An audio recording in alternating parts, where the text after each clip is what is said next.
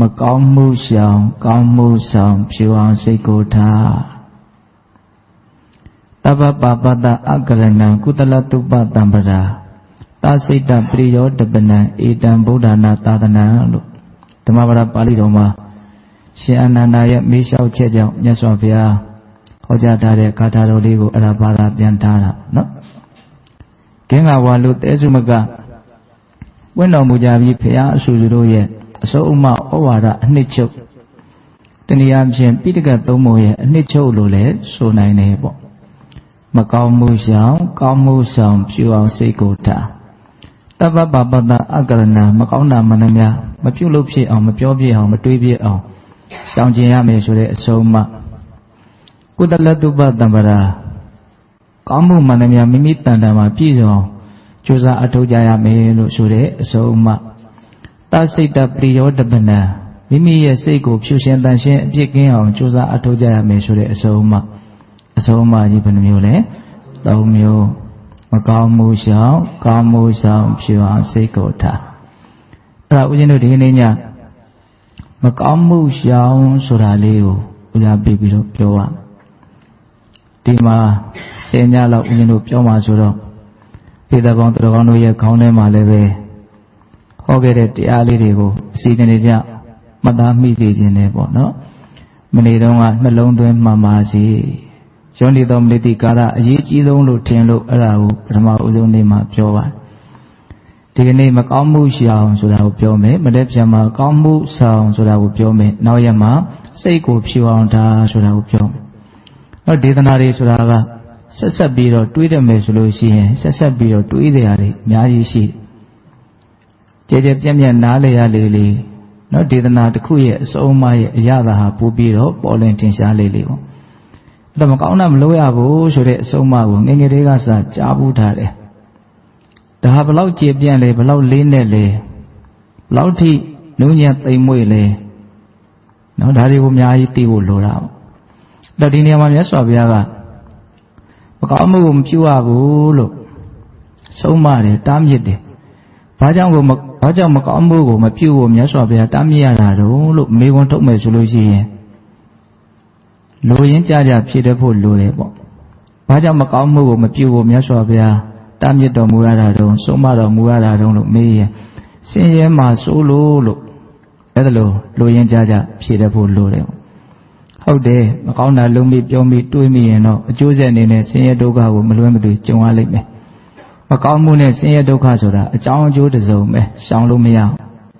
အကြောင်းတရားကိုပြုပြီးရင်အကျိုးတရားဆိုတာရှောင်လို့ရမလားမရဘူးနော်မကောင်းမှုသည်အကြောင်းတရားဖြစ်တယ်ဆင်းရဲဒုက္ခသည်အကျိုးတရားဖြစ်တယ်ဒီနေရာမှာမကောင်းမှုဆိုတာအလွန်ကျေပြန့်တယ်ညာသောဖြင့်လူတွေကမကောင်းမှုလို့ပြောလိုက်လို့ရှိရင်သိတာထင်ရှားတဲ့ကာယကံမှုဝစီကံမှုလောက်ကိုပဲမကောင်းမှုလို့ဗုဒ္ဓတွေလုဒ္ဓမဟာနာတွေပြောတာဟုတ်လားဒီအလုံးနဲ့အပြောကိုပဲမကောင်းမှုလို့စိတ်ထဲမှာပြေးပြီးတော့မြင်မိတတ်ကြတယ်တကယ်ကမကောင်းမှုဆိုတာကာယကံမကောင်းမှုဝစီကံမကောင်းမှုတွေမကဘဲနဲ့ဘယ်ထိနားလဲရမှာလဲမနောကမကောင်းမှုထိနားလဲရမှာနော်စိတ်ထဲမှာအလိုဆန္ဒတွေပြင်းပြင်းထန်ထန်ဖြစ်တယ်ဒါမကောင်းမှုပဲလေဟုတ်လားမကောင်းမှုဆိုတာဘာကြောင့်မကောင်းမှုလို့ပြောရတာလဲအပြစ်ရှိလို့ဆင်းရဲဒုက္ခကိုဖြစ်စေတယ်လို့မကောင်းမှုလို့ပြောတာဟုတ်တယ်မဟုတ်လားတွေ့ကြုံရတဲ့အာယုန်တွေနဲ့ပတ်သက်ပြီးတော့အလိုမကျမှုတွေစိတ်တိုင်းမကျမှုတွေဖြစ်နေပြီဆိုရင်ဒါပါလေမကောင်းမှုပေါ့မိမိရောပေါ့ဆာဝါရတံဘိုးအချိန်ခါရဲ့တံဘိုးကိုနားမလဲပဲနဲ့ဖြစ်တယ်လို့နေနေတယ်ပမာဒလွှမ်းမိုးပြီးတော့မောဟနဲ့နေနေတယ်ဆိုရင်ဒါလည်းပါလေမကောင်းမှုပဲနော်ဒါကြောင့်မကောင်းမှုကင်းမှုဆိုတာထင်တယ်လို့မလွယ်ဘူးနော်တချို့ကလွယ်လေးပြောရတာရှိတယ်တို့ဘာအကုသိုလ်ရှိပါဘူးပြောရတာရှိတယ်နော်အကုသိုလ်ကင်းဖို့ဆိုတာလွယ်မလားမလွယ်ဘူးနော်ကာယကံဝစီကံမကောင်းမှုကင်းကောင်းကင်းနိုင်ပြီမလို့မနောကံမကောင်းမှုကင်းဖို့ကြတော့မလွယ်တော့ဘူးညာစုကတော့ဝစီကံမကောင်းမှုကင်းဖို့တောင်သိပြီးတော့မလွယ်ပါဘူးဟုတ်လားအဲ့တော့ဦးဇင်းတို့ပိဋကပေါင်းတော်ကောင်းတို့ဘာကြောင့်မကောင်းမှုကိုမြတ်စွာဘုရားကရှောင်ဖို့တိုက်တွန်းတာတော့ဆုံးမတာတော့လို့မေးရင်ဆင်းရဲမှာဆိုလို့ဒီအခြေခံကြတဲ့လိုရင်းကြတဲ့အဖြေလေးကိုဖြေတတ်ဖို့လိုတယ်ပေါ့တော့ဒီနေရာမှာမကောင်းမှုတွေအကြောင်းတရားဆင်းရဲဒုက္ခတွေအကျိုးတရားဆိုတာလေးကိုပေါ်လွင်ထင်ရှားအောင်မြတ်စွာဘုရားကုရံပါဠိတော်မှာ နောက်မှတန်းတင်ထားတဲ့မြတ်စွာဘုရားဥထမ်းကျူခဲ့တဲ့ကာထာလေးတစ်ပုဒ်ရှိတယ်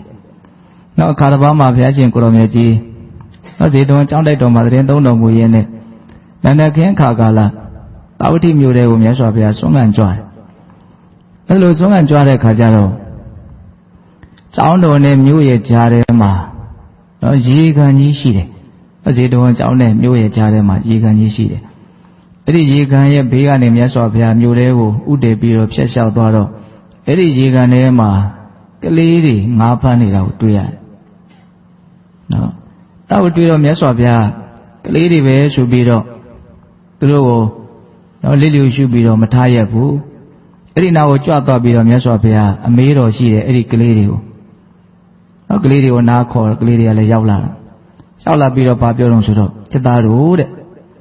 သင်တို့ဟာဆင်းရဲဒုက္ခကိုမနှစ်သက်ကြမှု၍ဆင်းရဲဒုက္ခကိုကြောက်ကြသလားတဲ့မေးပုံလေးက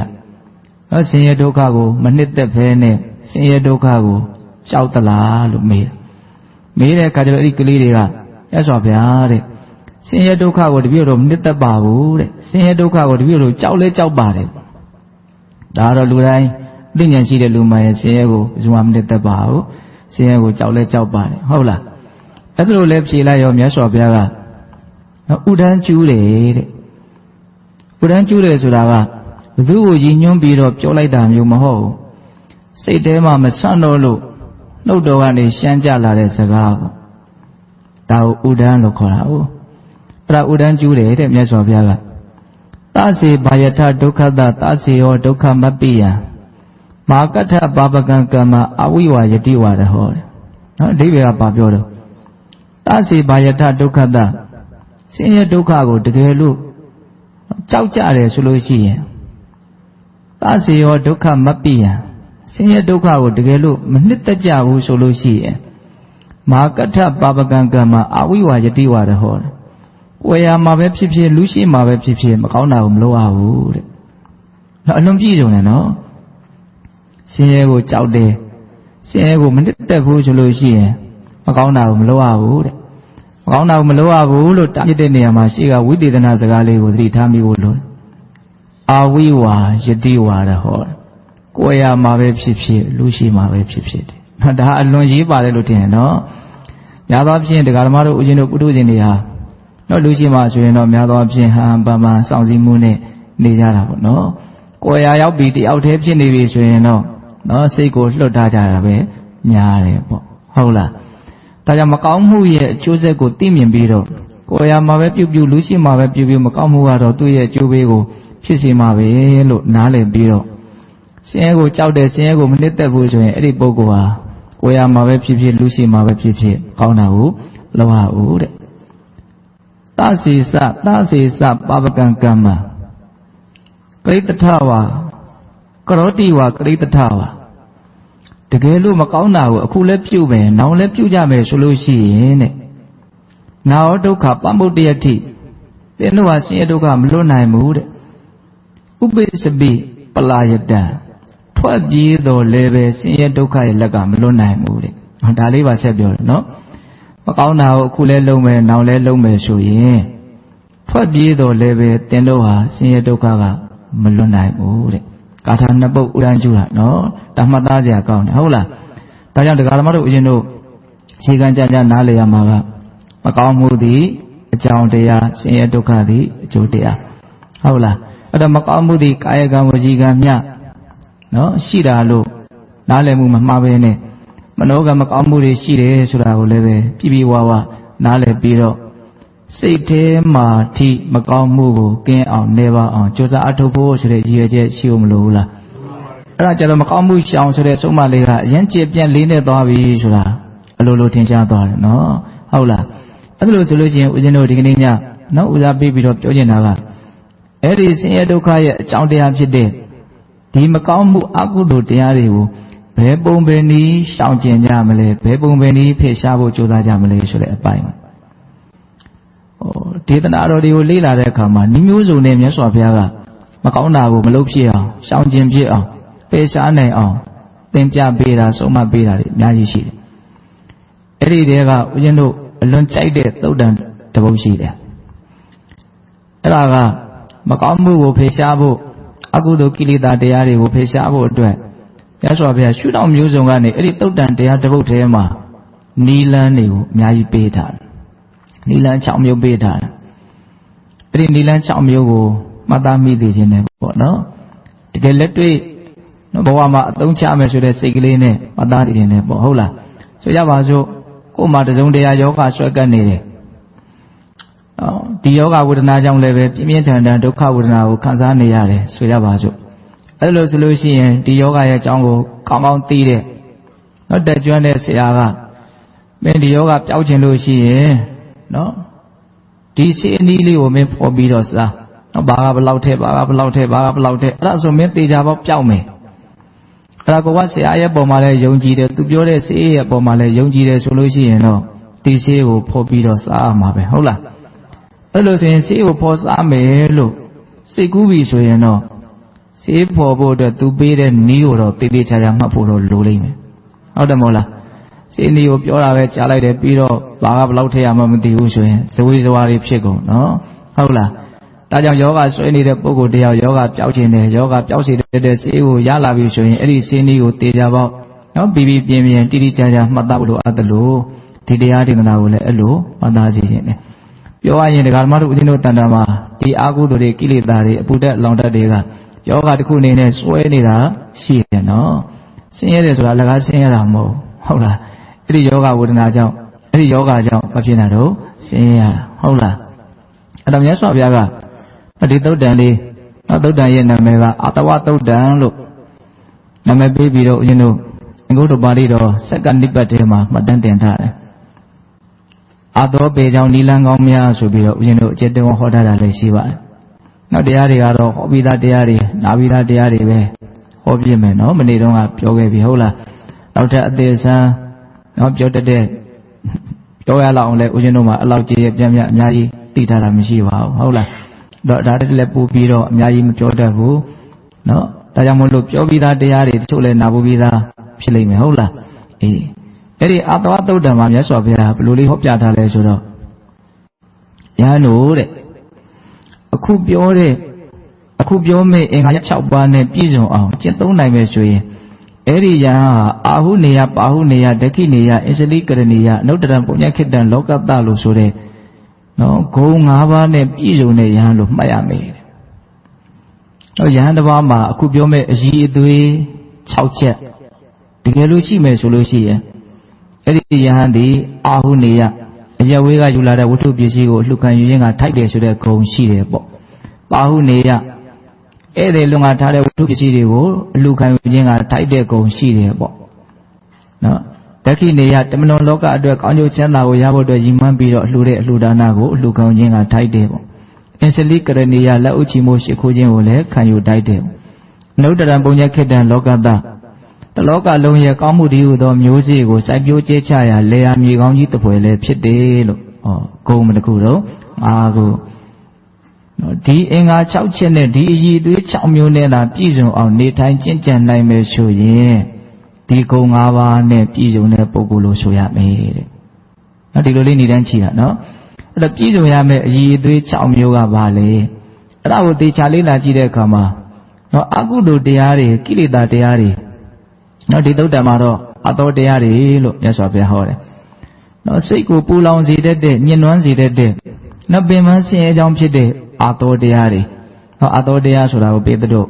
ကျွမ်းကျွမ်းကျင်ကျင်မှတ်သားဖို့ပြီးသားနော်အသောတရားအတဝဆိုတာဘာပြောရတော့ရှိုးရှိတဲ့တရားနော်ရည်တွေစီးတယ်ဆိုတာမြင်ရနေနေရပဲစီးတာဒီအသောကအဲ့ဒါတည်းပို့ပြီးတော့စွမ်းနေတဲ့မြင်ရနေနေရနေမကောင်းနေရနေမြင်ရအောင်လဲစီးတယ်တဲ့နော်အထက်ဘဝအောက်ဝီကြီးတန်အောင်ဘုံအားဖြင့်သူစီးနိုင်တယ်နော်အသောတရားနောက်ထပ်အဓိပ္ပာယ်တစ်မျိုးရှိတယ်အတဝဆိုတာဘာကိုပြောအရက်ကိုပြောတာနော်စိတ်ကြီးပေါ့နော်အရက်တောက်ထားလို့အရက်မူးနေတဲ့လူတယောက်ဟာပဂရိစိတ်ကင်းပြောင်းနေသူမှာအရက်မူးတဲ့စိတ်ပဲရှိတယ်ပေါ့ရှင်မူးမှုနဲ့ရှင်းနေတဲ့အတွက်ကြောင့်ဟုတ်တာဟုတ်တယ်မဲဟုတ်တာလည်းမဟုတ်ဘူးထင်မဲသူအကုန်ဗျမ်းမတာသူဘာမှပြောလို့မရပြောရရင်တော့ရက်မူးနေတာယူနေတာနဲ့ဘာမှမထူးတကယ်တမ်းကတော့ဟုတ်လားကိုအာတဝကိုမြတ်စွာဘုရားအရက်လို့ဟောတယ်နော်အဲ့တော့ဦးဇင်းတို့ကာမတဝဆိုတဲ့ကာမဂုဏ်အာယုံကိုလိုချင်တဲ့လောဘ ဘဝတဝလို့ဆိုတဲ့ဘဝကိုမမောတဲ့လောဘဒိဋ္ဌတဝလို့ဆိုတဲ့ယုံနာခန္ဓာကိုပုဂ္ဂိုလ်တ attva လို့ထင်မှမှားတဲ့ဒိဋ္ဌိတည်းဟူသောတက္ကဒိဋ္ဌိတည်းဟူသောအတဝဟုတ်လားပြီးတော့ပါတော့အဝိဇ္ဇာတဝဆိုတဲ့သစ္စာလေးပါးကိုမသိတဲ့ယုံနာခန္ဓာရဲ့သဘာဝတွေကိုမသိတဲ့မောဟဟုတ်လားတေဝကောက်ရင်လောဘရဲ့ဒိဋ္ဌိရဲ့မောဟရဲ့ရတယ်အဲ့ဒီလောဘရဲ့ဒိဋ္ဌိရဲ့မောဟရဲ့သည်တ attva တွေကိုနော်မူးနေစေတယ်ယူနေစေတယ်အမှန်အတိုင်းမသိသေးဘူးဗဂရိအရက်ကိုမတောက်လို့ဗဂရိမူးတာနဲ့တော့မမူးကြဘူးဟုတ်လားသို့တော့လောဘဒိဋ္ဌိမောဟဒီဟုသောအတဝအရက်ကိုတောက်မိတဲ့အတွက်ကြောင့်အသောတရားတို့ကြောင့်မူးနေတဲ့အမှုကတော့တရားဓမ္မတို့ဦးဇင်းတို့မှာ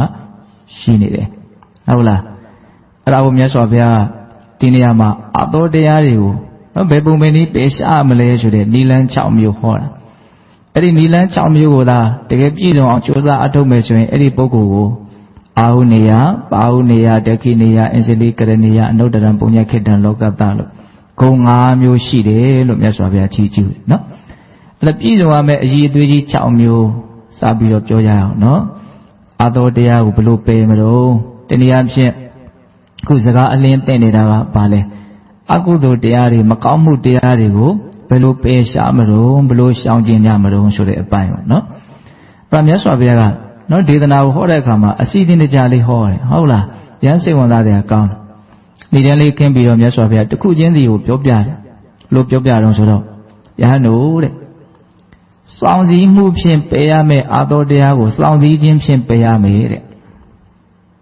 တံဝရစောင့်စည်းတာနော်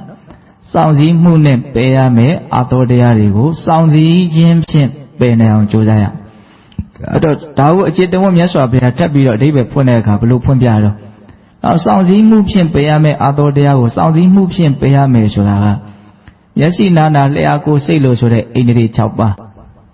ဧတတို့အလုံးကျွမ်းကျင်ပြီးသားနော်ဒီခန္ဓာကိုယ်ကြီးကိုမျက်စိနာနာလျှာကိုယ်စိတ်ဆိုတဲ့နော်ဓာရတကား6ပေါက်နဲ့တိဆောက်ထားတာဒီတကား6ပေါက်ကိုပဲ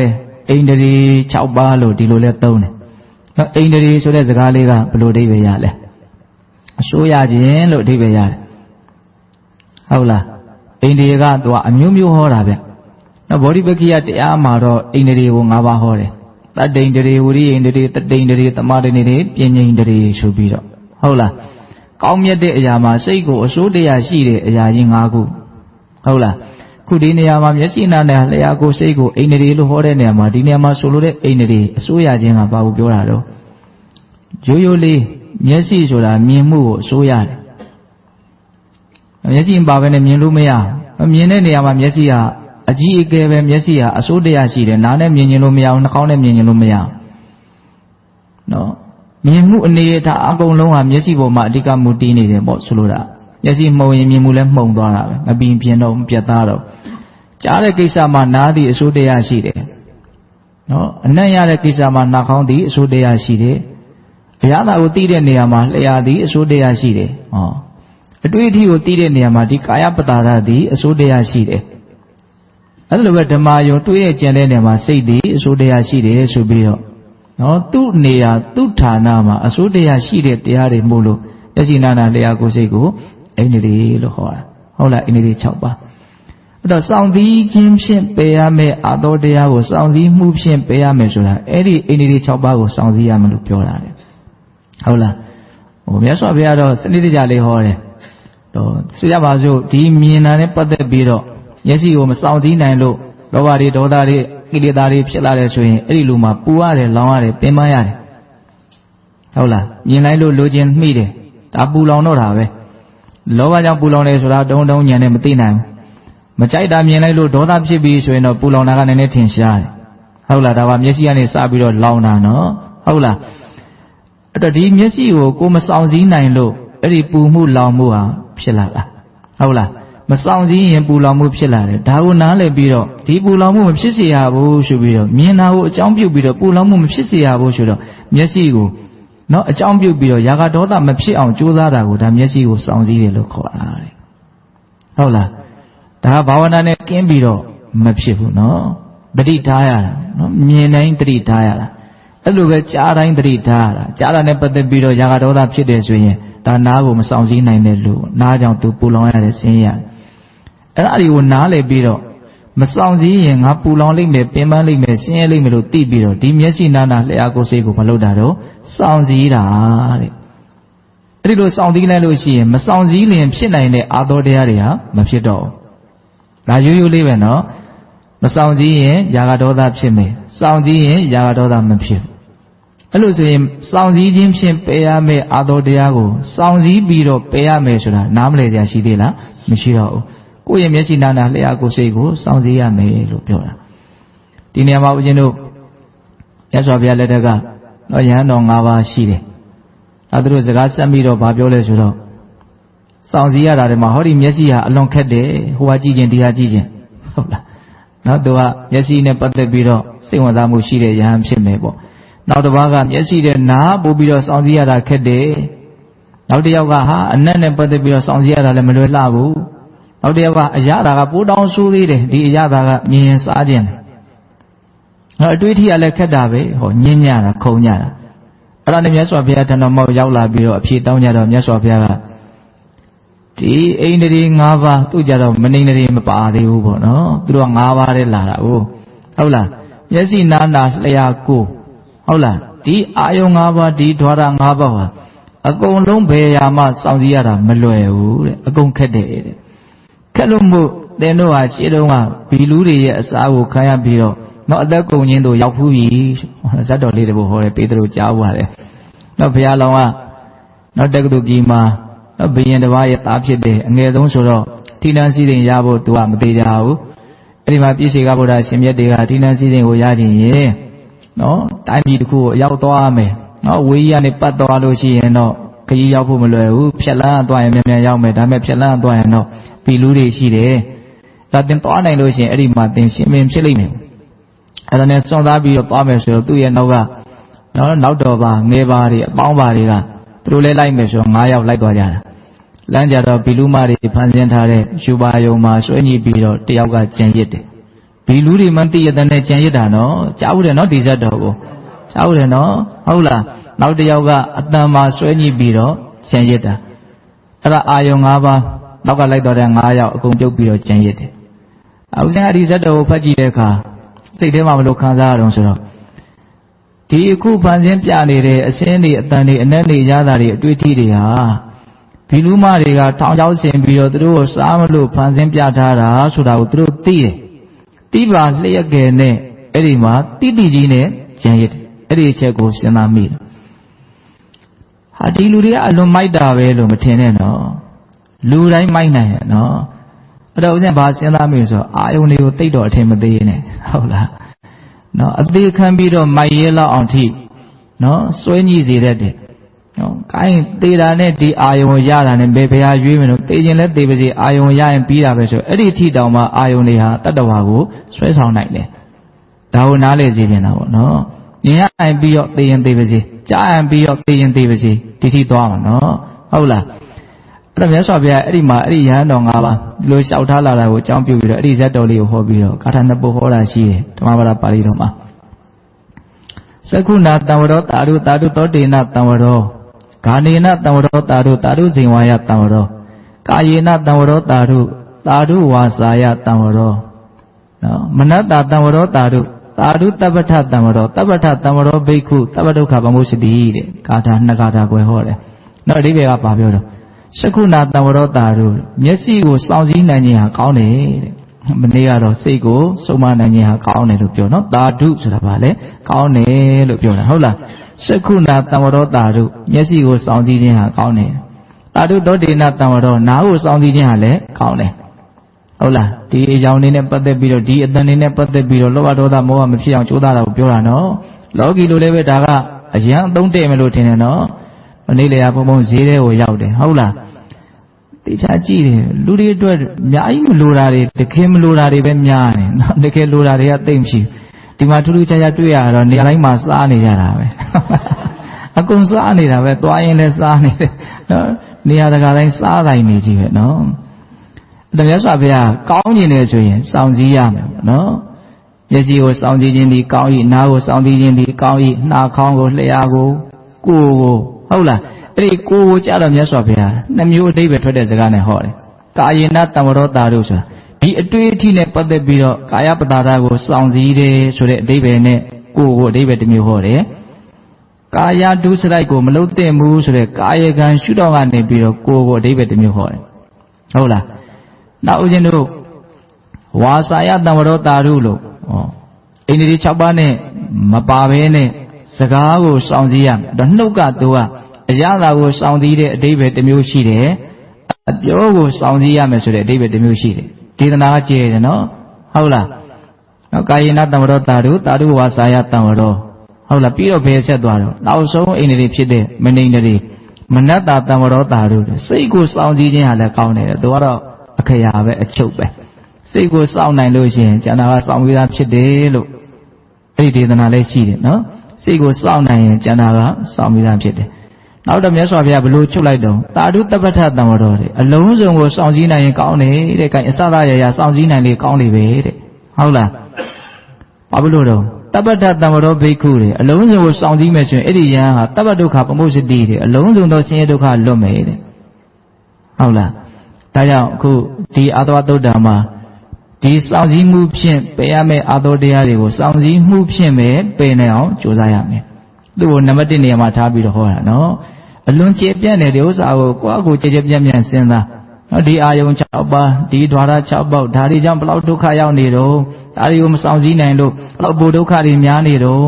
ဘလောက်ပိုပြီးတော့ရှားနေရတော့ဘလောက်ပိုပြီးတော့ပင်ပန်းနေတော့စဉ်းစားကြည့်တယ်နော်ကံကောင်းလို့အတိဘဝကံကြောင့်ပစ္စည်းပေါ်များတဲ့နောက်တတိတွေရဲ့ဝမ်းမာဝင်စားလို့ဘလို့ကုံအောင်သုံးရမှမသိလို့ရှောက်သုံးနေရတယ်ဆိုရင်သိမထောင်းတာဘူးကိုသုံးရမှကိုယ့်ကိုရှားနေရဆိုရင်တော့မတန်ဘူးဟုတ်လားအဲစဉ်းစားကြအလွန်ကောင်းတယ်နော်အဲတချို့ကဟုတ်နိုးကောင်းလို့လုပ်တော့အတင်းသုံးနေတာပြီးတော့ဘယ်သူရှားအောင်ဆိုကိုပဲရှားတာလေဟုတ်တယ်မဟုတ်လားစဉ်းစားကြည့်တဲ့နော်ဒီကိစ္စဟုတ်လားဒါကြောင့်ပေသက်ပေါင်းတော်တို့အကုသိုလ်တွေကိလေသာတရားတွေအသောတရားတွေကိုပယ်ဖို့အတွက်မြတ်စွာဘုရားပထမဆုံးပေးတဲ့နိလန်းကယစီနာနာလျာကိုယ်စိတ်ကိုစောင့်စည်းရမယ်မစောင့်စည်းရင်ဖြစ်နိုင်တဲ့ကိလေသာအသောတရားတွေကိုစောင့်စည်းခြင်းအဖြစ်မဖြစ်အောင်ကြိုးစားရမယ်ဒါပြောတယ်နော်နောက်ဦးဇင်းတို့ဗာဆက်ပြီးတော့ပြောတော့နော်စောင့်စည်းမိဝဲတိခံမြဲနောက်ဦးဇင်းစောင့်ပုဒ်ကလေးစီထားတယ်မှတ်မိအောင်လို့နောက်စောင့်စည်းပြီးတော့မိဝဲတဲ့နော်ပဋိသေဝနာနော်မိဝဲခြင်းဖြင့်ပယ်ရမယ့်ကိလေသာအသောတရားတွေကိုမိဝဲခြင်းဖြင့်ပဲပယ်နိုင်အောင်ကြိုးစားရမယ်တော့မိဝဲတယ်ဆိုတာဒီနေရာမှာဘာကိုရည်ညွှန်းတာတုံးဆိုတော့ရဟန်းတော်တွေကိုဟောတဲ့ဒေသနာဖြစ်တဲ့အတွက်ကြောင့်သူကစွမ်းသင်္ကန်းကြောင့်ရှိကိုရည်ညွှန်းတာဒီခန္ဓာကိုယ်ကြီးရှင်သန်ဖို့အတွက်နော်အစာအာဟာရကိုမစားလို့မရဘူးနော်ဒါအခြေခံဟုတ်လားအဝတ်ဝတ်မပေးလို့မရဘူးနောက်နေရာထိုင်ခင်းနဲ့မနေရလို့မရဘူးဟုတ်လားပြီးရင်ဗာလဲစေဝါမမီဝဲရလို့မရအောင်ခန္ဓာကိုယ်ရဲ့အဓိကလိုအပ်ချက်ကြီးတွေလို့မဆိုနိုင်ဘူးလားအဲ့ဒါကိုမမီဝဲလို့မရဘူးမမီဝဲလို့ရှိရင်ဘာဖြစ်မလို့ပြဿနာဖြစ်မယ်ပေါ့ဟုတ်လားခန္ဓာကိုယ်မကျွေးဘဲနဲ့ထားရင်ဘာဖြစ်မလို့ဒုက္ခရောက်မယ်ပေါ့စားလာပြီဆိုပြီးဆိုမှတော့အဲ့ဒါဘာဖြစ်ပြီတော့အကုသိုလ်ဖြစ်တော့မှာပဲလေစိတ်တွေမကြည်မနှက်ဖြစ်လာမယ်ဟုတ်လားစဉ်းစားကြည့်တော့မကြွေးပဲနဲ့ထားကြည့်ကုသိုလ်ဖြစ်မလားအကုသိုလ်ဖြစ်မလားဒါကိုပြောတာနော်မှီဝဲခြင်းအဖြစ်ပယ်ရမယ့်ကိလေသာရှိတယ်ဟောတချို့ကအစွန်းရောက်ကြတာလေဟုတ်လားမစားပဲနေမယ်မဝတ်ဖဲနေမယ်တဏှာကိုညှင်းဆင်းမယ်ဟုတ်လားမှီဝဲတဲ့မှီဝဲတိုက်တာကိုမမှီဝဲတော့ဘာဖြစ်ပြီတော့ဆင်းရဲတော့တာပေါ့အကုသိုလ်ဖြစ်တော့တာအသောတရားတွေဖြစ်တော့တာဟုတ်လားဒါကြောင့်မှီဝဲခြင်းဖြင့်ပယ်ရမယ့်ကိလေသာအသောတရားတွေကိုမှီဝဲခြင်းအဖြစ်ပယ်ရမယ်အဲ့တော့ဒီနေရာမှာမှီဝဲတယ်ဆိုတာကဉာဏ်ပညာနဲ့ရှင်တဲ့စဉ်းစားဆင်ခြင်မှုနဲ့ရှင်တဲ့မှီဝဲမိကိုရည်ညွှန်းတာဒါကြောင့်ဒီဒေသနာရဲ့စာလေးမှာပဋိသင်္ခါယောနိသောဆိုတာလည်းပါတယ်နော်ဉာဏ်ပညာဖြင့်ဆင်ခြင်၍တဲ့ဟောဆိုကြပါစို့စားပြီဆိုရင်ဘလို့မှီဝဲမလို့ဘလို့စားမလို့နော်ရိတ်တာဝင်မှုတဲ့လူတွေဆိုရင်သိမယ်နော်စားကနေမှရွတ်ရတာလေးရှိရလေ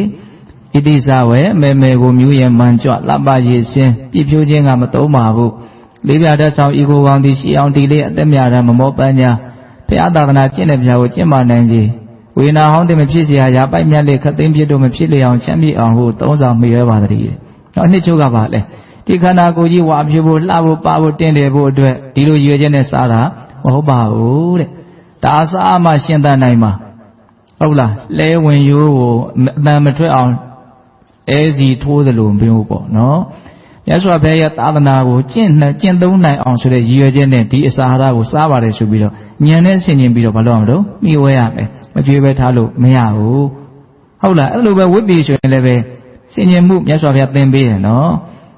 ်လို့သင်ပေးထားတော့ချမ်းမှုကိုဖြည့်ချင်မဲ့လေးနေကင်းမွေလွှဲသုံးဟိရိကုံကိုကုံသေးတတ်စွာကိုယ်အင်္ဂါကိုလုံမာစီလိုကိုယ်စံပဲဆင်ပြေမဲ့ဟုစိတ်ဝဲမတန်ဤသင်္ကန်းကိုဘုံလုံးသုံးဆောင်ပါသတည်းတဲ့ဒါကတော့ဘုံတို့နော်ကိုရင်ပေါက်စားဘွားတွေကစားကြည့်ရတဲ့စာလေးဆိုတော့မမေ့ဘူးပေါ့ဟုတ်လားချမ်းမှုကိုဖြည့်ချင်မဲ့လေးနေကင်းမွေလွှဲသုံးဟိရိကုံကိုကုံစီတတ်စွာကိုယ်အင်္ဂါကိုလုံမာစီလိုနော်ချမ်းမှုကိုဖြည့်စည်းဖို့ချမ်းမှုကြောင့်ဒုက္ခမရောက်ဖို့နော်နော်ချင်းတို့အားတို့နော်ရေနော်လေနော်နေပူနော်ဒါတွေကိုကာကွယ်ဖို့ဟုတ်လားပြီးတော့အရှက်အကြောက်ကိုဖြည့်စည်းတတ်တဲ့အင်္ဂါကြီးငယ်ကိုလုံဖို့အတွက်ဒါဝတ်ပါတယ်ပေါ့နော်ဟိရိကုံကိုကုံစီတဲ့စွာကိုယ်အင်္ဂါကိုလုံမာစေလို့ကိုစံပယ်ဆင်ပြေမယ်ဟုစိတ်ဝဲမတန်းနဲ့လှအောင်ပအောင်ဆိုတဲ့စိတ်နဲ့ဝတ်တာမဟုတ်ပါဘူးလို့ဒီလိုစိတ်နဲ့မလုပ်တော့မိဝဲတာအဝတ်ကိုလူတွေလည်းပဲကျင့်သုံးမယ်ဆိုကျင့်သုံးလို့မရဘူးလားတချို့ဘာသာတရားတွေကစားကန်ဒီလေးမှာစဉ်းစားခြင်းချင်းစားတာရှိတယ်နော်ဗုဒ္ဓဘာသာမှာလည်းပဲအလွန်သဘာဝကျတဲ့သင်ကြားချက်မရှိဘူးလားရှိတာပေါ့နော်တကယ်အဲ့ဒီသင်ကြားမှုကအပြည့်စုံဆုံးပဲပြောရရင်ဒါဘက်မလိုက်ထံပြောတာပေါ့နော်တေချာစဉ်းစားကြည့်နော်ဒီစဉ်းစားခြင်းချင်းမှုကအလွန်မြင့်မားတဲ့ရည်ရွယ်ချက်ရှိတယ်အလွန်မှန်ကန်တဲ့ရည်ရွယ်ချက်လည်းရှိတယ်အလွန်လည်းသဘာဝကျတယ်ဟုတ်လားအဲ့လိုပဲဦးဇင်းတို့ကျောင်းကိုမိဝဲရမယ်မှန်ကန်တဲ့ရည်ရွယ်ချက်နဲ့စိတ်ကိုမှန်ကန်တဲ့ရည်ရွယ်ချက်နဲ့မိဝဲရမယ်အဲ့လိုဆိုလို့ရှိရင်ဒီလိုဉာဏ်ပညာနဲ့မဆင်ခြင်မဲနဲ့မှီဝဲရင်ဖြစ်နိုင်တဲ့ကိလေသာအတော်တရားတွေဟာဉာဏ်ပညာနဲ့ဆင်ခြင်ပြီးတော့မှီဝဲလိုက်တော့မဖြစ်တော့ဘူးပေါ့ဒါကရှုထောင့်လေး2မျိုးရှိမလို့အရင်ထင်တယ်တချို့ကအစွန်းရောက်ပြီးတော့မကြွေးဘဲနဲ့ကိုထားလိုက်တာမျိုးဒါလည်းအကုသိုလ်အတော်တရားကိလေသာတရားတွေဖြစ်နိုင်တယ်နော်တချို့ကြတော့လည်းမှီဝဲတယ်ဒါပေမဲ့လို့ဉာဏ်မပါဘူးစဉ်းစားဆင်ခြင်မှုမပါဘူးလောဘဒေါသနဲ့မှီဝဲတယ်အဲ့လိုဆိုရင်လည်းဘာဖြစ်ဦးမလို့အကုသိုလ်ကိလေသာဖြစ်ဦးမယ်နော်ဒါကြောင့်မှီဝဲတော့မှီဝဲရမယ်ဘာနဲ့မှီဝဲရမှာတော့မှန်ကန်တဲ့သဘောထားနဲ့မှီဝဲရမယ်တဲ့လိုက်နာနိုင်မှုမလွယ်ဘူးနော်အများသောအားဖြင့်ကိုရှားထားတာကိုစားတာပဲဘာမှီဝဲစရာလိုလဲလို့ဒီလိုတွေးတဲ့လူလည်းရှိအောင်ရှိမယ်ဟုတ်တယ်မဟုတ်လားဘာဖြစ်မလဲဆိုတော့ဘာမှတော့မဖြစ်ဘူးပေါ့လောဘဖြစ်မယ်ပေါ့ဒါပဲလေအဲ့ဒီလောဘကမကောင်းတာတွေအလုံးရဲ့အကြောင်းတရားပဲလေတကယ်တမ်းကဟုတ်တယ်မဟုတ်လားဒါကြောင့်စဉ်းစားဆင်ခြင်ပြီးတော့စားတာနဲ့မစဉ်းစားမဆင်ခြင်မနဲ့စားတာနဲ့အလွန်ခွာခြားတယ်ဆိုတာကတော့အထူးရှင်းပြစရာတောင်မလိုပါဘူးဟုတ်လားဒါကြောင့်ဒုတိယမြောက်တရားဓမ္မတို့အရင်တို့ပြည့်စုံရမယ့်အရေးတို့ဒီနေရာဖြင့်ကိလေသာအသောတရားကိုပယ်ဖို့ကြိုးစားအထောက်အမဲ့နိလန်းကမိဝဲခြင်းဖြင့်ပယ်ရှားမဲ့ကိလေသာတရားကိုမိဝဲခြင်းဖြင့်ပယ်နိုင်အောင်ကြိုးစားရမယ်။ဘာနဲ့မိဝဲမလို့ဆိုပညာဉာဏ်နဲ့စဉ်းစားဆင်ခြင်မှုနဲ့မိဝဲရမယ်။ဟုတ်လား။ဘယ်နှချက်ရှိသွားပြီလို့များ။နှစ်ချက်ရှိသွားနော်မကောင်းမှုရှောင်ဆိုတဲ့အဓိပ္ပာယ်လေးကိုကြည်ကြည်ပြန့်ပြန့်တွေးမိဖို့ဒီသုတ်တန်လေးကိုပြောပြရနော်အေးစောင့်စီမိဝဲတိခမြဲအဓိဝတနာဒါပါဠိစကားလုံးလေးရှိတယ်အဓိဝတနာဆိုတာတိခန္တာသူ့ကိုဓာတ်ရိုက်ဘာသာပြန်လို့ရှိရင်ဘာပဲဖြစ်ဖြစ်ထားလိုက်ပါလို့လုံနိုင်တာဟုတ်လားဘာပဲဖြစ်ဖြစ်ထားလိုက်ပါလို့လုံနိုင်တာလွယ်မလားမလွယ်ဘူးနော်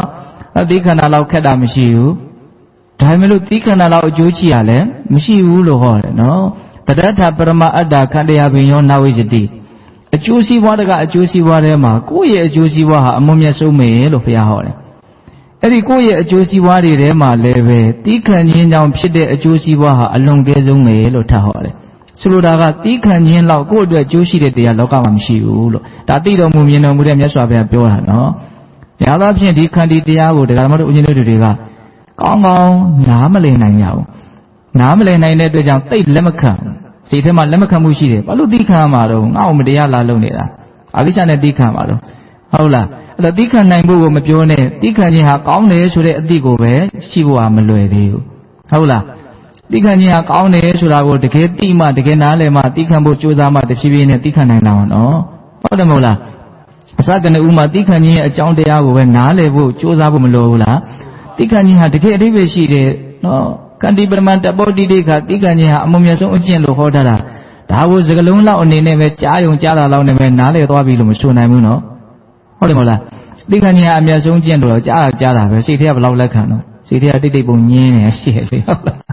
ညင်းနေတာပဲနော်ဟုတ်တယ်မဟုတ်လားအဲ့ဒီခေတ်ကြီးတိက္ခဏနင်းများဖြစ်သွားမှာမို့အမျိုးမျိုးကတိက္ခဏကြီးအကြောင်းအခြေတွဲနားလည်ခြင်းတော့ ဦးဇင်းတို့ပါရမီ7ပါးပဲနားထောင်ကြလို့ပြောရမယ်ခန္တီပါရမီထဲမှာအဲ့ဒါတွေအများကြီးပြောထားတယ်ဟုတ်လားဒီမှာမြတ်စွာဘုရား3ခုမြောက်နီလန်းနေနဲ့အဲ့ဒါကိုဟောထားတယ်တီးခံခြင်းဖြင့်ပယ်ရှားမဲ့ကိလေသာအာသောတရားတွေကိုတီးခံခြင်းဖြင့်ပဲပယ်နိုင်အောင်ကြိုးစားမယ်ဆိုလိုတာကတီးမခံလို့ရှိရင်ဖြစ်လာမဲ့အကုသိုလ်တရားတွေကိုတီးခံခြင်းအဖြစ်ပယ်နိုင်အောင်ကြိုးစားရမယ်လို့ပြောတာဟုတ်တယ်တချို့ကိစ္စတီးမခံရင်အကုသိုလ်တွေကအကျဲအကျဲမငြိမ့်မွေတွေဖြစ်လာတယ်နောက်တီးခံလိုက်ရင်တခါတည်းဇေယျပြတ်သွားတာရှိတယ်ထားလိုက်ပါလို့လုပ်လိုက်တာဟုတ်လားထားလိုက်ပါလို့လုပ်နိုင်ဖို့လိုတယ်ဟုတ်လားဒါပေမဲ့အဲ့ဒါကိုထားလိုက်ပါလို့လုပ်တာကိုတချို့ကဘယ်လိုထင်တော့ဒါအာရာလို့ထင်တာနော်ဟုတ်တယ်မဟုတ်လားနော်အဲ့ဒီမှာဦးဇင်းတို့တရားမင်းနဲ့ပါတလိနဲ့နော်အချီအချပြောတဲ့ဒေသနာတစ်ပုဒ်မြတ်စွာဘုရားဟောတာရှိတယ်နော်မာတလိပြောတာတွေကတာမန်လူသားတွေကိုကိုစားပြုတဲ့စကားတွေလို့ဦးဇင်းထင်တယ်အဲ့ဒီသုတ်တန်ထဲမှာနော်တီးခံခြင်းဖြင့်မိမိသူတစ်ပါးနှစ်ဦးသားကိုငြင်းအေးအောင်လုပ်နေတဲ့လူတွေကိုမသိတဲ့လူတွေကဒီလူတွေဟာလူမိုက်တွေပါလို့တောင်ပြောကြသေးတယ်တဲ့ဒါဟာတရားမင်းပြောတဲ့စကားစဉ်းစားနော်တီးခံနေတဲ့လူကိုဘာပြောတော့လူမိုက်လို့ပြောတာနော်ဓမ္မကတီးခံတဲ့လူကကိုယ့်ကိုယ်လည်းငြင်းအေးအောင်လုပ်တယ်တစ်ဖက်သားကိုလည်းပိုးပြီးတော့ဒေါသတွေပွားမလာအောင်ကိုငြင်းအေးသွားလို့ရှိရင် तू ကလည်းဆက်ပြီးတော့ဒေါသပွားလာတဲ့အကြောင်းသိပြီးတော့မရှိဘူးရက်သွားတာပဲများဟုတ်လားဒါကြောင့်တီးခံလိုက်ခြင်းဟာကိုယ့်ကိုယ်လည်းငြင်းအောင်လုပ်ရအောင်ရောက်တယ်လို့တစ်ဖက်သားကိုလည်းငြင်းအောင်လုပ်ရရောက်တယ်ဒါကြောင့်တရားမင်းကဘလို့သုံးလဲဆိုတော့တီးခံခြင်းဟာမိမိသူတစ်ပါးနှစ်ဦးသားကိုရှေးကုပေးတဲ့လူဖြစ်တယ်တဲ့နော်ဒေါသတိဟုသောအနာရောဂါပြောင်းအောင်ရှေးကုပေးတာဒါပေမဲ့အဲ့လိုလူမျိုးကိုပဲမိုက်မဲတဲ့လူတွေကဒီလူကလူမိုက်ပါလို့တောင်ပြောရသေးတယ်တဲ့။ဒါဘလောက်တီးခံခြင်းတရားနဲ့ဝေးနေတော့ဟုတ်လား။ကိုယ်တိုင်တီးမခံနိုင်တဲ့ပြင်တီးခံတာကိုပဲမကောင်းဘူးလို့မြင်ကြတာတောင်ရှိတယ်။ဟုတ်လား။အခုဒီမှာမြတ်စွာဘုရားကအဲ့ဒီတီးခံခြင်းတရားကိုအကုသိုလ်ကိလေသာပယ်ကြောင်းနိလန်းတစ်ခုအနေနဲ့မဟုတ်ဘူးလား။တီးမခံရင်ဖြစ်လာမဲ့ကိလေသာအာသောတရားကိုတီးခံခြင်းအဖြစ်ပယ်ရမယ်။အဲ့ဒီဒေသနာမှာတီးခံမဲ့အပိုင်းကိုမြတ်စွာဘုရားအသေးစိတ်ဟောတယ်။နော်တိတ္တဩနတကမောဟတိနော်အပူအေးကိုတီးခံရမယ်ရာသီဥတုပေါ့နော်ကိုရာသီဥတုတွေမှာရှင်းသန်းနေရတာရှောင်လို့မရဘူးသူပူတဲ့ချိန်ပူမှာပဲအေးတဲ့ချိန်အေးမှာပဲကိုယ့်အကိုအစဉ်ပြေအောင်ပဲကြည့်ပြီးတော့နေရတာဒီရာသီဥတုကြီးနဲ့တူပြီးတော့ရံဖြစ်နေလို့အစဉ်ပြေဘူးလေဟုတ်လားဘာလို့မလို့တီးခံရမယ်နော်ဒါနဲ့ပတ်သက်ပြီးတော့ဒေါသမဖြစ်သင့်ဘူးနော်ရာသီဥတုနဲ့ရှင်ပြီးတော့ဒေါသဖြစ်နေတာအလုံးမလည်းမိုက်မဲရရောက်တယ်လို့ဆိုနိုင်တယ်ဟုတ်တယ်မဟုတ်လားအခြေခံလေးကစတင်ပေးတာမြတ်စွာဘုရားနော်ဘူအေးကိုတီးခံရမယ်ပြီးတော့ပါတော့ဇိကိဆာယပိပါဒယကမောဟတိတဲ့စာလောင်မှုသိမ့်မှုကိုတီးခံနိုင်ရမယ်ဟောဒါလည်းပဲခန္ဓာကိုယ်ကြီးရဲ့သဘာဝပဲဒီခန္ဓာကိုယ်ကြီးရှင်သန်နေတယ်ဆိုတာကဒီထည့်ထားတဲ့အစာအာဟာရကိုဖြုံးတီးရင်းနဲ့ရှင်းနေတာလေဟုတ်တယ်မဟုတ်လားနော်ဖျောင်းနိုင်မီလေးတောက်နေတယ်ဆိုတာလကားတောက်နေတာမဟုတ်ဘူးအောက်ကစီနဲ့မီးစာကိုဖြုံးတီးရင်းလောင်ကျွမ်းရင်းနဲ့တောက်နေတာမဟုတ်လားအခုကျုပ်တို့ရှင်းနေတယ်ဆိုတာလည်းပဲကံစွမ်းအားစိတ်စွမ်းအားဥဒုစွမ်းအားအာဟာရစွမ်းအားဓာတွေကိုဖြုံးတီးရင်းနဲ့ရှင်းသန်းနေတာဟုတ်တယ်မဟုတ်လားမနေ့ကထည့်ထားတဲ့အစာအာဟာရနေ့လည်လောက်တော့မရှိတော့ဘူးကုန်ပြီဟုတ်လားအဲ့ဒီကြတော့ခန္ဓာကိုယ်ကငါထဲမှာအစာအာဟာရကုန်ပြီငါဆက်ရှင်ဖို့အတွက်လိုအပ်နေတဲ့ထည့်ပေးအောင်ဟုတ်လားအဲ့ဒါကိုသူကဘလို့ပြပြီးတော့တောင်းမလို့စာလောင်မှုဆိုတဲ့ဝေဒနာကိုပြပြီးတော့တောင်းမယ်ပေါ့ဒါသူ့လုပ်ပဲလေဟုတ်တယ်မဟုတ်လားမစားနေရတာကိုပဲကျေးဇူးတင်အောင်မယ်မစားတော့ဘူးဆိုရင်အဲ့ဒါသေဖို့တော်တော်နေနေပြီဟုတ်တယ်မဟုတ်လားဒါမဲ့စားတာကိုဘယ်လိုဖြစ်နေလဲကျုပ်တို့တရားဓမ္မတို့ဦးဇင်းတို့ကဒေါသဖြစ်တယ်နော်စားရင်လည်းကြည့်မစားဘူးဆိုစိတ်တူတယ်ဟုတ်လားအမှစိတ်မတူသင်ဘူးကျေးဇူးတင်တဲ့ဟုတ်လားနော်မြတ်စွာဘုရားဘာလို့ရမလို့ပြောတော့တီးခံရမယ်လို့ပြောတယ်နော်စားလောင်မှုသိမ့်မှုကိုတီးခံရမယ်ပြီးတော့ဗာပြောတော့နော်ဒန္တမဂတဝါဒတပတ္တိတပတံဖတ်တာနဲ့မဲ့ချင်းရင်လေးနေပူမွေကင်းတန်းတို့ရဲ့အတွေ့အထိကိုလည်းတီးခံရမယ်တဲ့ဟုတ်တယ်ချင်းလေးတွေကြိုက်တာရှိတယ်ဒီနိုင်ငံဆိုရင်ရင်ကောင်းတွေအရင်ပေါ်တယ်ဟုတ်လားဒါဘာလို့ဖို့လို့တော့သိခံဖို့လို့ရနော်ကျွတ်ဒီပိုးဟတ်ဒီပိန်ညောင်ဒီဒါဦးဇင်းတို့ရှိဆိုရင်အဲ့ဒါတွေအများကြီးမပေါ်ဘူးလားပေါ်တယ်နော်ဒါတွေမြင်မှဖြစ်တော့စိတ်တူတယ်ဒီကမ္ဘာလောကကြီးကလူသားတွေကြီးပဲနေကြဆိုတော့သတ်မှတ်ပေးထားတဲ့နေရာတစ်ခုဟုတ်သလားဟုတ်နော်ဒါပြောရရင်တော့ဘုံဆိုင်နေရာကြီးပဲလေဟုတ်လားအဲ့ဒါကိုဘာလို့ဖို့လို့တော့သိခံဖို့လို့တယ်နော်ဒီအကောင်လောင်လေးတွေနဲ့တုပြီးတော့စိတ်တူနေရတာလည်းပဲမိုင်မဲခြင်းတစ်မျိုးလို့မဆိုနိုင်ဘူးလားဆိုရင်လည်းမြတ်စွာဘုရားအဲ့ဒါတွေကစမြင်တယ်နော်ရှောင်မရတဲ့ဒီသဘာဝတရားတွေကိုသိခံခြင်းအပြင်ဥစိတ်ထဲမှာအဖို့အထစ်မဖြစ်အောင်ဘာလို့မလို့ကြိုးစားမယ်ဒါအပူရေးကိုသိခံမယ်ဆာလာမှုသိမှုကိုသိခံမယ်ဒီပိုးပါမောအောင်လေးတွေရဲ့ဒါနော်ဒါကိုဘာလို့မလို့သိခံမယ်ပြီးတော့ဗာဆက်ပြောတော့စိတ်ဝင်စားတဲ့အကောင်းတယ်နော်မြတ်စွာဘုရားသိခံခိုင်းတဲ့အဆင့်ကလေးတွေကတစ်ဆင့်ဆင့်တက်တက်လာတယ်ဒ ဒုရုဒ္ဒနာဒုရကတာနာဝဆနပဋ္ဌာနာပတ်ဝန်းကျင်ကကိုယ့်ရဲ့အကြောင်းမကောင်းပြောလာတဲ့စကားတန်တွေကိုသိခံရမယ်တဲ့ဟောဒါဟောဘယ်သူရှောင်နိုင်တော့ရှောင်လို့မရဘူးတော့ပတ်စံရှိရှိပညာတတ်မတတ်လူဆိုတာလူအတိုင်းဝိုင်းထဲမှာနေကြရတာဟုတ်လားကိုယ်ကောင်းတယ်လို့ထင်တဲ့လူရှိတယ်လို့မကောင်းဘူးလို့ထင်တဲ့လူလည်းရှိတယ်ဟုတ်လားထင်ချင်းလို့ထင်မှာပဲလေဒါကိုလည်းစိတ်တူလို့တော့မရဘူးဘာလို့ဆိုကိုယ်လည်းသူများကိုထင်ချင်းလို့ထင်တာပဲမဟုတ်လားတော့ထင်တယ်ဆိုတော့တက်တည်ဘလို့ပြတော့ပြောချင်းလို့ပြောပြလိုက်တာကိုကြည်ချင်းအပြည့်သိနိုင်တယ်ပေါ့ဟုတ်တယ်မဟုတ်လားဒါထင်နေတာပဲအပြောဆိုတာအထင်ကိုပုံဖော်လိုက်တာပဲလေဟုတ်လားပြောပြီးကမှမင်းငါအဲ့လိုမထင်ပါဘူးဘာဘူးညာဘူးလို့မရဘူးနော်ဟုတ်လားဟောဒီစကားတို့ရဲ့အစွမ်းဟာပါလာမှရမယ်ဟုတ်လားနော်စဉ်းစားနော်ဒါကြောင့်ပတ်ဝန်းကျင်ကပြောလာတဲ့စကားအသံတွေဟာလူလောကကြီးမှာရှောင်လို့ရသလားမရဘူးအဲ့ဒါအကောင်းဆုံးကြော်လာနိုင်ဖို့အတွက်နိလန်းကပါလေထားလိုက်ပါလို့သာလှုပ်လိုက်လွယ်တော့မလွယ်ဘူးနော်ဒါပေမဲ့တကယ်လုံနိုင်ရင်တကယ်ကောင်းတယ်အဲ့ဥစ္စာဟုတ်လားအဲ့ဒါလုံနိုင်ဖို့အတွက်ကဉာဏ်အများကြီးရှိဖို့တော့လိုတယ်ဒီစကားတန်ရဲ့သဘာဝနော် तू ကကောင်းတယ်လို့ထင်လို့လဲကိုတကယ်ကောင်းသွားတာမဟုတ်။ तू ကမကောင်းဘူးထင်လို့လဲကိုတကယ်မကောင်းသွားတာလည်းမဟုတ်။ပြောရရင်သူ့ရဲ့အထင်ကကိုယ့်ပုံမှာဘာအကျိုးသက်ရောက်မှုမှတကယ်တမ်းကထိထိရောက်ရောက်မရှိ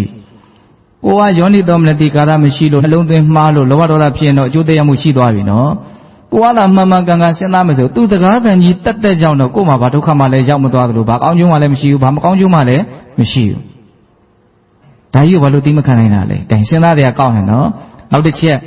အဲ့ဒီပြောလိုက်တဲ့အတန်ကကိုယ်စိတ်တုန်နေတဲ့အချိန်မှာတကယ်ကရှိသေးသလားမရှိတော့တဲ့အရာနဲ့ပတ်သက်ပြီးတော့စိတ်တုန်နေတာနော်စဉ်းစားနော်တချို့ဆိုပျောက်သွားကြပြီအခုပြောရတဲ့လူကလူဘဝတောင်မရှိတော့ဘူးအဲ့ဒါတောင်စိတ်တုန်နေတဲ့လူရှိသေးတယ်ဟုတ်လားနော်အဲ့ဒါဘာလဲဆိုတော့ကိုယ့်ရဲ့မိုက်မဲမှုပေါ့နော်တကယ်တမ်းကရှိတော့တာမဟုတ်တော့ဘူးဟုတ်လားအဲ့တော့ဒီဟာတွေကိုကိုကအများကြီးတိတဲ့မြင်တဲ့မှထားလိုက်ပါလို့လုံနိုင်တာထားလိုက်ပါလို့လုံနိုင်ဖို့လွယ်တဲ့ကိစ္စမဟုတ်ဟုတ်လားဒါကြောင့်တီးခံတယ်ဆိုတာအပြောလွယ်တဲ့လောက်စိတ်ထဲမှာဉာဏ်ရှိမှဒီရဲ့အကျိုးကျေးဇူးလည်းမြင်မှတော့စိတ်ထဲမှာဘာမှကိုမဖြစ်ဘူးဆိုတာကအလကားမရဘူးနော်နားလည်မှုအများကြီးရှိမှလက်ခံနိုင်မှုဆိုတာရှိတာဟုတ်လားနော်တီးခံတယ်ဆိုတာအမှန်လက်ခံလိုက်တာပဲထားလိုက်ပါရပါလေတကယ်တမ်းကဘာအကျိုးသက်ရောက်မှုမှလည်းတိတ်ပြီးတော့ရှိတာတော့လည်းမဟုတ်ဘူးကိုနားလေတဲ့အခါကျတော့စိတ်ထဲမှာပေါ့ပါဖြစ်တယ်ပေါ့ဟုတ်လားဒါကြောင့်ပတ်ဝန်းကျင်ကပြောလာတဲ့စကားတန်တွေကိုဘာလို့ရမလို့သိခံရပြီတဲ့လေးချက်ရှိသွားပြီနော်အပူကြီးကိုသိခံရမယ်ဆလာမှုသိမ့်ဖို့သိခံရမယ်ပိုးကောင်မွားကောင်လေးတွေကိုသိခံရမယ်ပတ်ဝန်းကျင်ကကိုယ့်ဘောပြောလာတဲ့မကောင်းတဲ့စကားတန်တွေကိုသိခံရမယ်ဟောနောက်တစ်ချက်လာပြီအဲ့ဒါဘာပြောတော့ဆိုတော့ဥပ္ပန္နနံတတိတိကာနံဝေဒနာနံတိဗ္ဗာနံခရဏံကတုကာနံအတာတာနံအမနာပါနံအဓိဝတကဇာတိကောဟောတိဒီခန္ဓာကိုယ်ကြီးကဖြစ်ပေါ်လာတဲ့အခံရခက်တဲ့ယောဂဝေဒနာတွေကြောင့်ဖြစ်လာတဲ့ဆင်းရဲမှုပင်ပန်းမှုပူလောင်မှုဒုက္ခတွေရှိတယ်ဟုတ်လားအခုတရားဓမ္မတို့အရင်တို့ပြုံပြုံရွှင်ရွှင်လန်းလန်းဆန်းဆန်းနေနိုင်တယ်ဆိုတာမြေထာဝရနေရာမှာမဟုတ်ဘူးဒီတိုင်းလေးတည်နေမှာလည်းမဟုတ်ဘူးနော်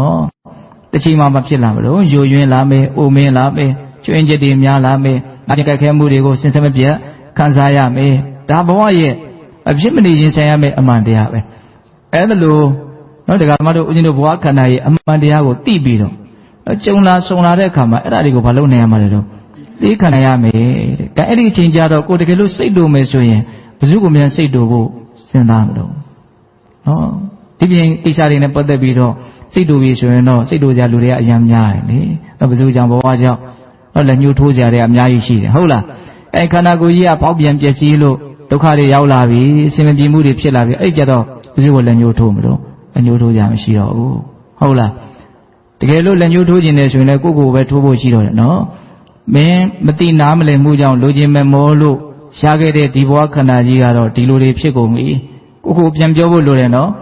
်မင်းလိုချင်လို့ရထားတဲ့ဒီခန္ဓာကိုယ်ကြီးကတော့ဒီလိုတွေဖြစ်နေပြီဒါမျိုးနောက်ထပ်ရကျင်တင်သေးသလားမရကျင်တင်ဘူးလားဆိုတာမင်းစဉ်းစားမအဲ့လိုမျိုးလေးမပြောနိုင်ရင်တော်တော်ကောင်းမယ်နော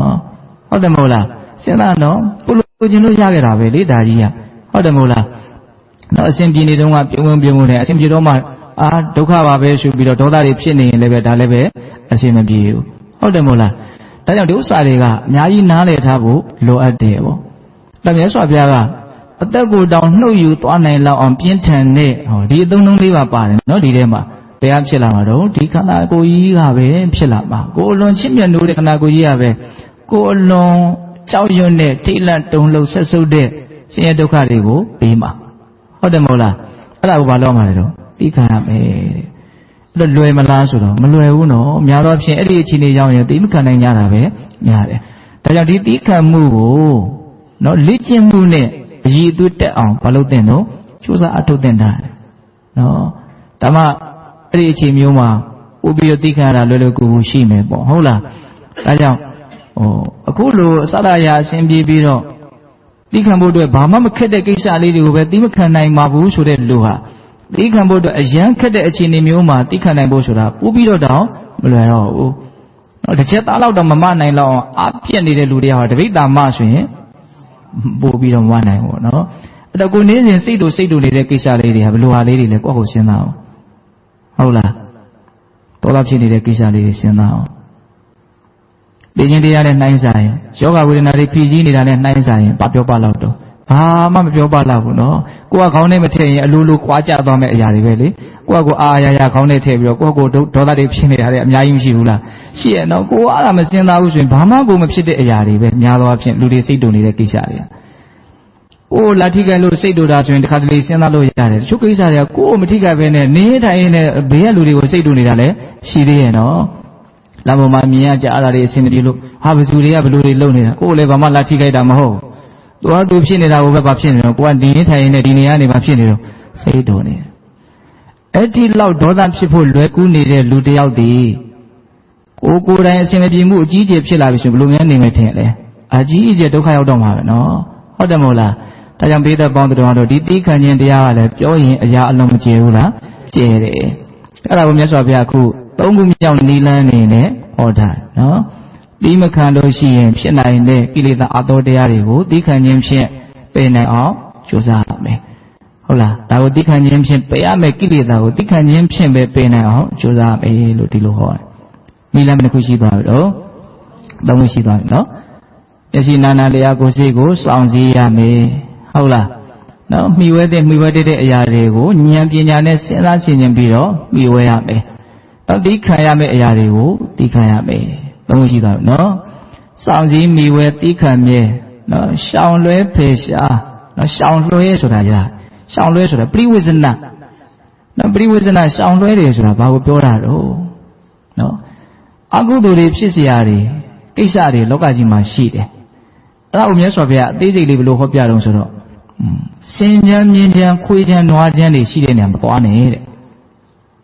ဟုတ်တယ်အဲ့ဒီနေရာမျိုးသွားလို့ရှိရင်အခက်မသိရင်ဒုက္ခရောက်နိုင်တယ်ဟုတ်လားဆူညောင်ခလုတ်တွေတိတ်များတဲ့နေရာမျိုးမသွားနဲ့တဲ့နော်လိမ့်ချနိုင်တဲ့နေရာမျိုးကိုမသွားနဲ့တဲ့ဟာ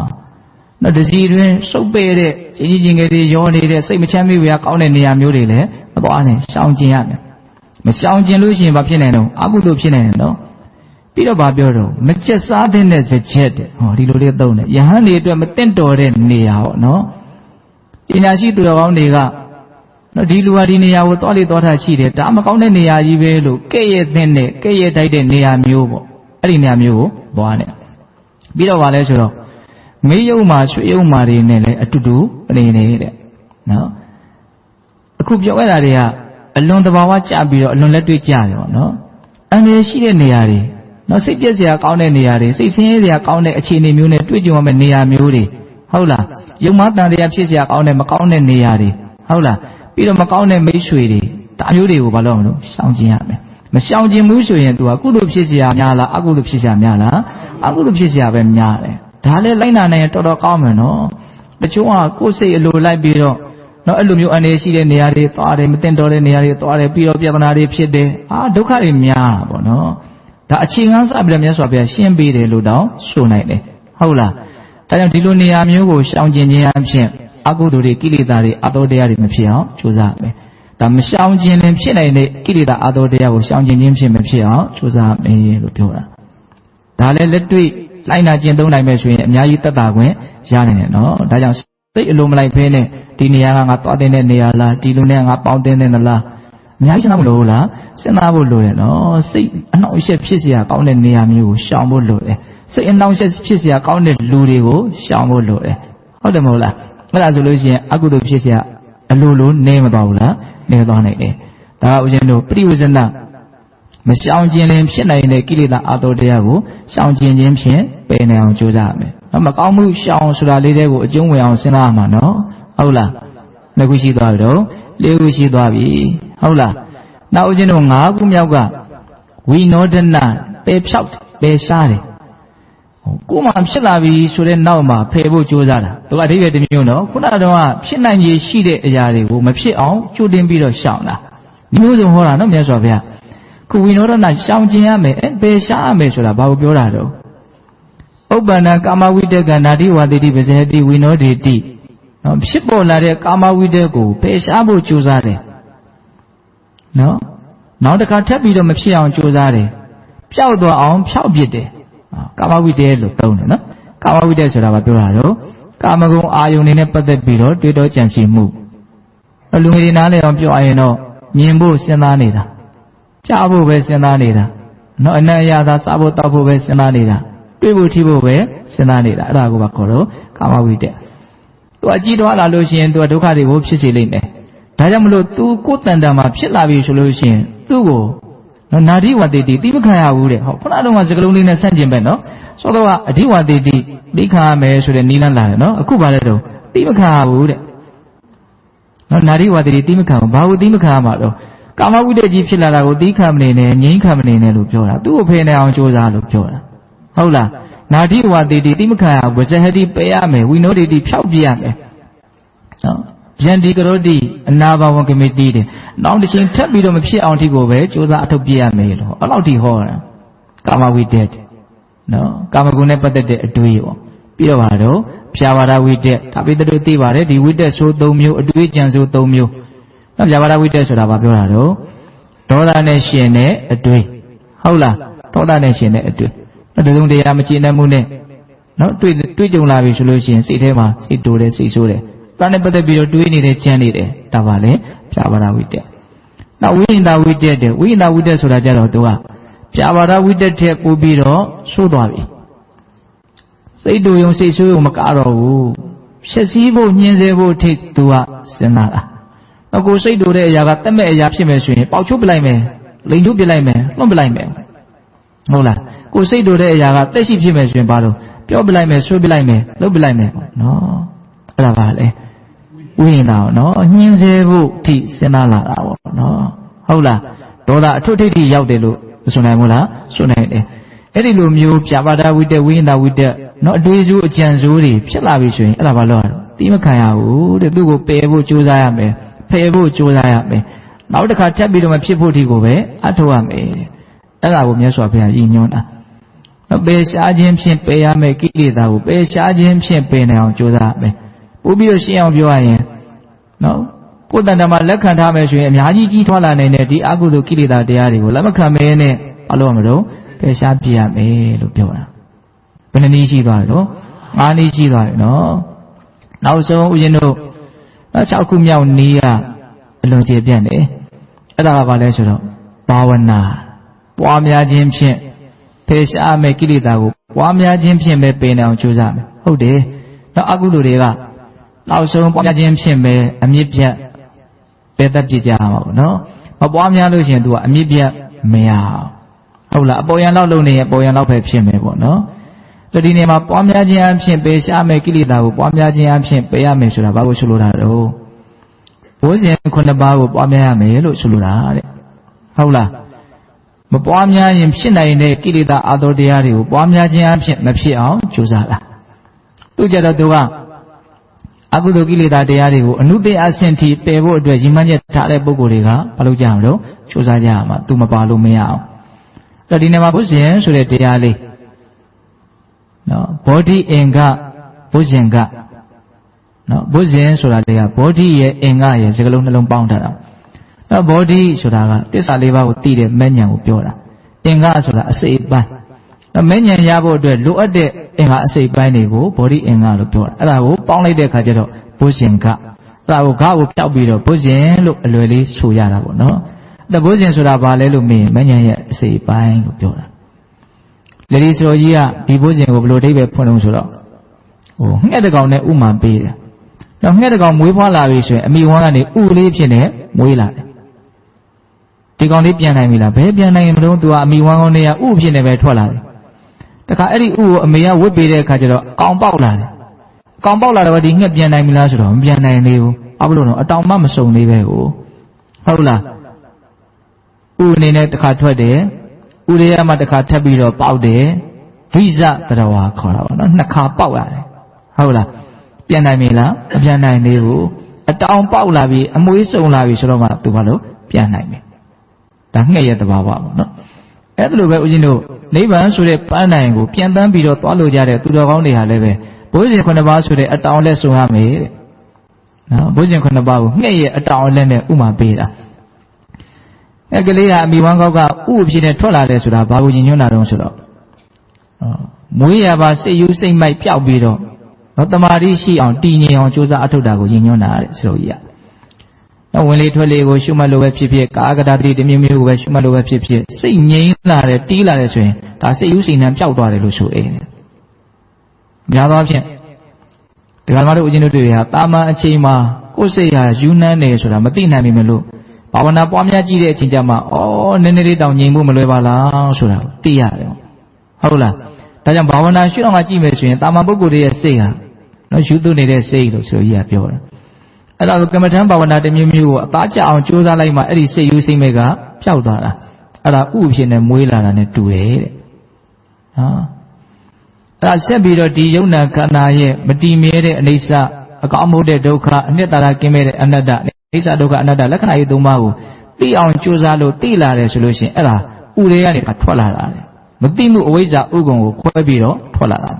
ပြန်နိုင်ပြီလားနိဗ္ဗာန်ခရီးကိုသူပြန်နိုင်ပြီလားမပြန်နိုင်သေးဘူးတဲ့ဘာလို့လဲဆိုအတောင်လည်းမစုံသေးလို့အဲ့ဒီအတောင်လက်ကဘာကိုညင်ညွှန်းအောင်ဆိုဘိုးရှင်ခုနှစ်ပါးကိုပြောတာတဲ့ဟောဒီလိုတော့နော်ပထမအဆင့်စိတ်တည်ငြိမ်မှုရှိရမယ်ပေါ့ဒုတိယအဆင့်လက္ခဏာရေးသုံးပါးကိုသိရမယ်ပေါ့တတိယအဆင့်ဘိုးရှင်ခုနှစ်ပါးပြည့်စုံရမယ်အဲ့ဒါဆိုလို့ရှိရင်တော့ငှက်တဲ့ကောင်အတောင်ဆုံးသွားပြီဆိုရင်လူရခရီးကိုသူပြန်တန်းသွားလို့ရပြီ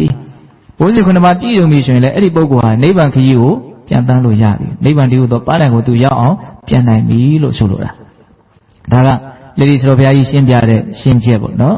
အဲ့တော့ဘုရားရှင်ခုနှစ်ပါးကိုပိဋကပေါင်းသူတော်အောင်တို့အလုံးနားလည်ထားကြပြီးသားဖြစ်မလို့ထင်နော်တတိတန်ဖိုးရှင်ဓမ္မဝိရှယတန်ဖိုးရှင်ဝိရိယတန်ဖိုးရှင်ပီတိတန်ဖိုးရှင်ပတ္တိတန်ဖိုးရှင်တမာတိတန်ဖိုးရှင်ဥပေက္ခတန်ဖိုးရှင်ဟုတ်လာ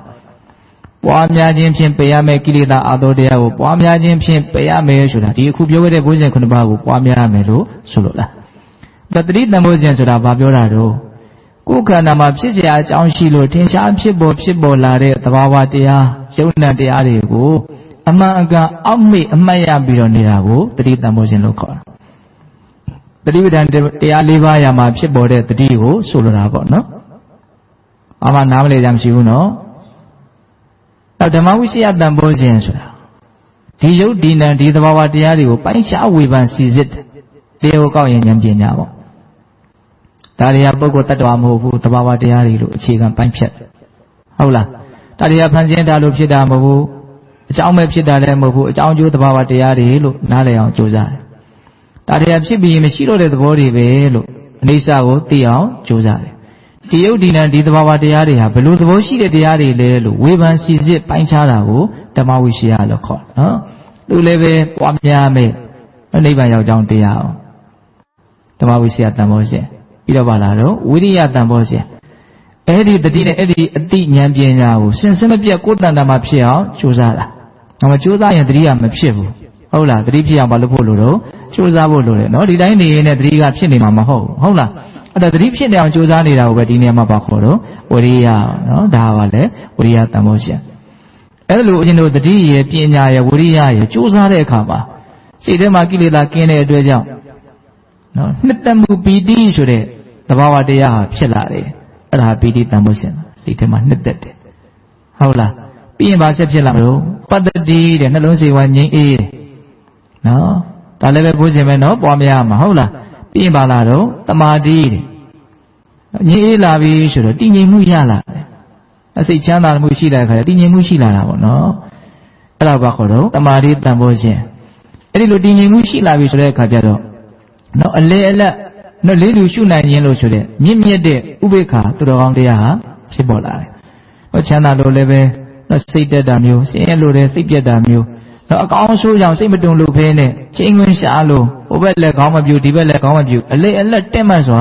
နေနိုင်တယ်နော်လွန်မြင်မာတဲ့သူတော်ကောင်းတရားတစ်မျိုးပေါ့နော်အဲ့ဒါဘာလို့ခေါ်တော့ဥပေက္ခအညတိမ်မွေးတဲ့သဘာဝတရားပေါ့နော်အဲ့ဒါလည်းပါလေပွားများအထောက်ရမယ်ဘုရင်တရားအောင်နော်အခြေခံကဒီဘုရင်ခုနှစ်ပါးထဲမှာဘာအခြေခံလဲလို့မေးရင်တတိယအခြေခံပဲဒါကြောင့်ဦးဇင်းတို့အာနာပါနကမ္မဋ္ဌာန်းကိုစီးပြန်လို့ရှိရင်တတိပဋ္ဌာန်တရား၄ပါးပြည့်စုံလိမ့်မယ်လို့ရသော်ဘုရားဟောတယ်တတိပဋ္ဌာန်တရား၄ပါးကိုပြည့်စုံအောင်လုပ်မယ်ဆိုရင်ဘုရင်ခုနှစ်ပါးပြည့်စုံလာလိမ့်မယ်လို့ဟောတယ်ဘုရင်ခုနှစ်ပါးပြည့်စုံလို့ရှိရင်ဝိဇ္ဇာဝိမု ക്തി လို့ဆိုတဲ့မဲ့ညာဘုံညာနဲ့ပြည့်စုံမယ်လို့ဒီလိုအကြောင်းကျိုးဆက်ဆက်ပြီးတော့ဟောတာလည်းရှိတယ်ဟုတ်လားဒါကြောင့်ပိဋကပေါင်းတော်ဒါဘုရင်တရားလေးကိုအချင်းချုပ်ဦးဇင်းကပြောပြတယ်နော်အဲ့တော့နံပါတ်6အသုံးချရမယ့်နိလန်းနော်မပွားများလျင်ဖြစ်နိုင်တဲ့ကိလေသာအတောတရားတွေကိုပွားများခြင်းအဖြစ်မဖြစ်အောင်ကြိုးစားရမယ်ဒေသနာမှာလာတဲ့အတိုင်းတိုက်ရိုက်ပြောရရင်တော့ပွားများခြင်းဖြင့်ပယ်ရမယ့်ကိလေသာတရားတွေကိုပွားများခြင်းဖြင့်ပဲပယ်နိုင်အောင်ကြိုးစားရမယ်ဒါရှုတော့မျိုးစုံကနေမြတ်စွာဘုရားဟောတာနော်အလွန်ပြည့်စုံတယ်လို့အစဉ်စိတ်ထဲမှာခံစားရတယ်ဟုတ်လားဒါကြောင့်အကုသိုလ်မဖြစ်ခြင်းမူဆင်းရဲဒုက္ခရဲ့အကြောင်းတရားပူလောင်ခြင်းရဲ့အကြောင်းတရားဖြစ်တဲ့အကုသိုလ်တရားတွေကိုကိုယ်ပေါ်မှာလည်းဖြစ်ခြင်းမူနှုတ်ပေါ်မှာလည်းဖြစ်ခြင်းမူစိတ်ထဲမှာလည်းမဖြစ်ခြင်းမူဆိုရင်ဒီနိလန်း6ရက်ကိုနော်ကျင့်သုံးကြဖို့မလိုဘူးလားလို့တယ်နော်သူ့နေရာနဲ့သူပဲနော်အကုန်လုံးကအရေးပါတယ်လို့မဆိုနိုင်ဘူးလားဆိုနိုင်တယ်နော်စောင့်ကြည့်မှုဖြင့်ပယ်ရမယ့်အာသောတရားကိုစောင့်ကြည့်ခြင်းဖြင့်ပယ်ရမယ်မှီဝဲခြင်းဖြင့်ပယ်ရမယ့်ကိလေသာတရားတွေကိုမှီဝဲခြင်းဖြင့်ပယ်ရမယ်တိခံခြင်းဖြင့်ပယ်ရမယ့်ကိလေသာအာသောတရားကိုတိခံခြင်းဖြင့်ပယ်ရမယ်ရှောင်ကျင်ခြင်းဖြင့်ပယ်ရမယ့်ကိလေသာအာသောတရားတွေကိုရှောင်ကျင်ခြင်းအဖြစ်ပယ်ရမယ်ဖယ်ဖြောက်ခြင်းအဖြစ်ပယ်ရမယ့်ကိလေသာတရားတွေကိုဖယ်ဖြောက်ခြင်းအဖြစ်ပယ်ရမယ်ပွားများခြင်းအဖြစ်ပယ်ရမယ့်ကိလေသာတရားတွေကိုပွားများခြင်းအဖြစ်ပယ်ရမယ်တဲ့ဟုတ်လားဒါကမကောင်းမှုရှောင်ဆိုတဲ့စကားလုံးလေးရဲ့အဓိပ္ပာယ်နော်ဘယ်လောက်ထိကျေပြတ်မှုနည်းနည်းမှုရှိလဲဆိုတာလေးကိုဆက်ပြီးတော့စဉ်းစားဖို့ဒီဒေသနာကိုပြောပြတာဟုတ်လားဒါကြောင့်ဒီကနေ့ညမကောင်းမှုရှောင်ကတော့ဒီလောက်နဲ့ပြီးအောင်နော်အချိန်ကစေနေပြီဟုတ်လားမနေ့ပြန်ကောင်းမှုရှောင်နော်ကောင်းမှုတွေရဲ့အကြောင်းပြောကြတာပေါ့နော်တပတ်ခါအစိတ်ကိုဖြောင်းထားတဲ့အကြောင်းကိုပြောတာပေါ့နော်အဲ့တော့ဦးဇင်းတို့ပေးတဲ့ပေါင်းတော်အောင်တို့နော်ညတိုင်းလုံးမယ်လို့ရင်မှန်းထားတဲ့အမြင့်မြတ်တဲ့တန်ရှင်းစင်ကြယ်တဲ့အချင်းမြတ်ကိုလည်းပဲကျင့်သုံးကြအောင်မယ်နော်တော့အားလုံးနော်တရားဘာဝနာကိုနာယူပြီးတဲ့နောက်မှာနော်တရားဘာဝနာအလုပ်ကိုနော်ကြိုးစားအထောက်ကြရအောင်